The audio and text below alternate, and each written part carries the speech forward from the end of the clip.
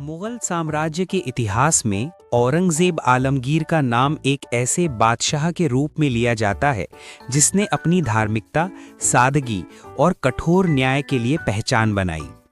उसका पूरा नाम अबुल मुज़फ़्फ़र मुहियुद्दीन मोहम्मद औरंगजेब आलमगीर था। उसका जन्म 3 नवंबर 1618 को दक्कन के शहर दाहोद में हुआ था। वह शाहजहां और मुमताज़ महल का तीसरा पुत्र था। बचपन से ही औरंगजेब बहुत समझदार, धार्मिक और अध्ययनशील था। जहां उसके भाई विलासिता और मनोरंजन में समय बिताते थे, वहीं औरंगजेब इबादत और इल्म हासिल करने में व्यस्त रहता था। उसे कुरान, हदीस और फ़िक़्ह का गहरा ज्ञान था। शाहजहां के 4 बेटों दारा शिकोह, शुजा, मुराद और औरंगजेब के बीच सत्ता संघर्ष हुआ।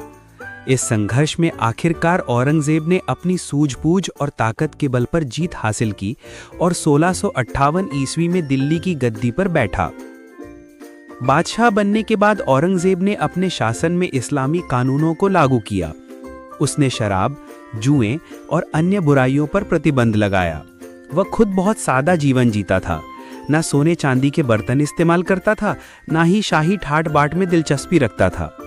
वह अपने हाथों से कुरान की नकल लिखता और उससे मिली आमदनी को अपने निजी खर्च के लिए इस्तेमाल करता था। औरंगजेब का शासनकाल लगभग 49 वर्षों तक चला, जो मुगल इतिहास का सबसे लंबा शासनकाल था। उसने साम्राज्य को दक्षिण भारत तक फैला दिया, लेकिन उसका शासन कई विद्रोहों और युद्धों से घिरा रहा।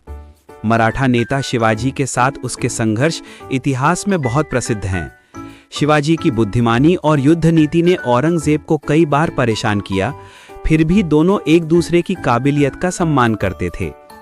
हालांकि औरंगजेब बहुत धार्मिक था, लेकिन उसकी कठोर नीतियों के कारण कई लोग उससे नाराज भी रहे। उसने अपने शासन में गैर मुस्लिमों पर जजिया कर दोबारा लागू किया, जिससे कई प्रांतों में असंतोष फैल गया। फिर भी उसकी ईमानदारी और न्यायप्रियता के किस्से दूर दूर तक मशहूर हुए। अपने जीवन के अंतिम वर्षों में औरंगजेब बहुत अकेला हो गया था। वह कहता था, मैं एक अजनबी के रूप में आया था और अजनबी की तरह ही चला जाऊंगा। 1707 ईस्वी में उसकी मृत्यु अहमदनगर के पास हुई।